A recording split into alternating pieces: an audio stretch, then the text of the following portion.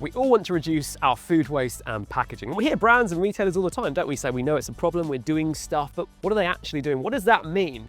What happens, for example, to all the food that doesn't get sold in our supermarkets? And why is so much stuff these days covered in plastic? I'm James Stewart, I'm a climate scientist, and I'm here at this Tesco superstore to find out how the UK's largest supermarket is cutting back on its packaging and helping to manage its food waste.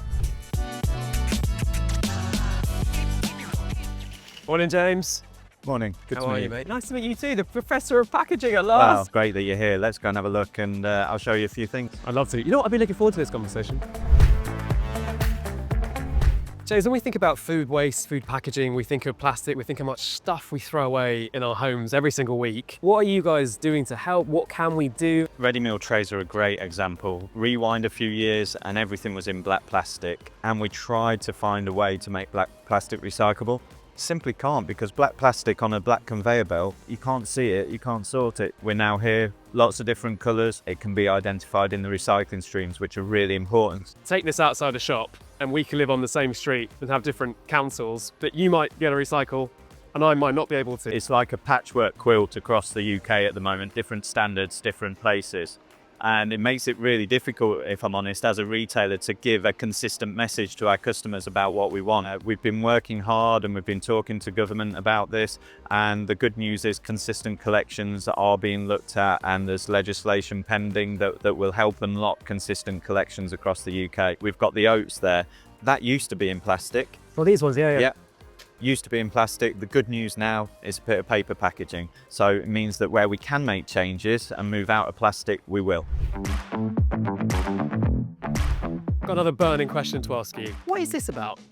Why is my cucumber covered in plastic, James? So look, really good question. It's all about quality and freshness. We need to make sure that we get the product to you so it's got some life, so you can use it and be happy with the purchase you make. There's a food hierarchy here that we really concentrate on. So our supply chain teams work really hard in making sure the supply and demand is as close to what it can be. But ultimately, there's always going to be a little bit of fluctuation, and that little bit of fluctuation leads to surplus that we need to responsibly manage, whether that be through charity collections, donating to colleagues in our stores, or any other dynamics that we can unlock, quite frankly, to make sure that product gets to somebody that can consume it. We then look at what can be converted for animals. With our donations and with our diversion to animals, we're looking to get to 85% of that product being positively diverted. We've made some great progress. Beyond that, sadly, there is some material that you're always going to struggle with that might not be safe or fit for anybody to consume. The most responsible way at the moment to manage what's left is anaerobic digestion, to only leave a 15%, which is the piece that we just can't do anything with. James, the idea of there being volunteers and donations is something I really want to get involved with. Can I? I'd go and speak to Claire. Hello. I'm James, nice to meet you. Nice to meet you too. Do you know what, Claire? I was very excited to meet you because you've got probably my favourite job here at Tesco. Okay. It's an important one, isn't it? It is indeed. So I am scanning the surplus food left over from today to go to our charities. You always wonder that as a customer, what actually happens to it? We do an amazing amount. So as Tesco's as a whole, we have donated 220 million meals since 2016. Wow. So what happens now? We've done our job. Carol this evening for Community Fridge. She is going to come along, and we will load it into her car and she will take it away ready for donation tomorrow. Let's go. Let me slow you down. Let's go. Take it away, Claire. Okay. Claire and Carol, that's a good duo, isn't it? James, this is Carol from the Community Fridge. Lovely to meet you. We've prepared all this stuff for you, Carol. I'm so intrigued about what happens next. What do you do with it? Right, well, we come every Wednesday evening and I will take all this stuff in my car, take it up to the community centre. We'll sort it all out with colleagues of mine, other volunteers, and then we'll get ready to give it all out free to people tomorrow evening. Does this mean a lot to people when they get this stuff? Oh my goodness, yes.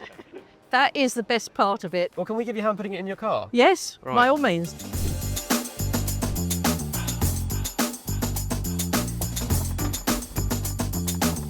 This has been amazing. You guys are incredible. Thank you for showing me everything. Hopefully we'll see you very soon. We'll let you get off, Carol.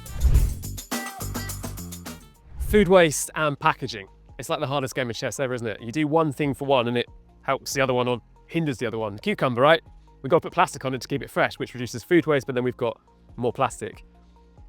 Conclusion is, I think whatever happens in here and out there, nothing can really change until legislation changes, till policy changes. But the exciting thing is they are trying to make change. Then you meet people doing that on the front line, Claire, Carol, knowing that they're working every single day to do that leaves me feeling much better than when I got here.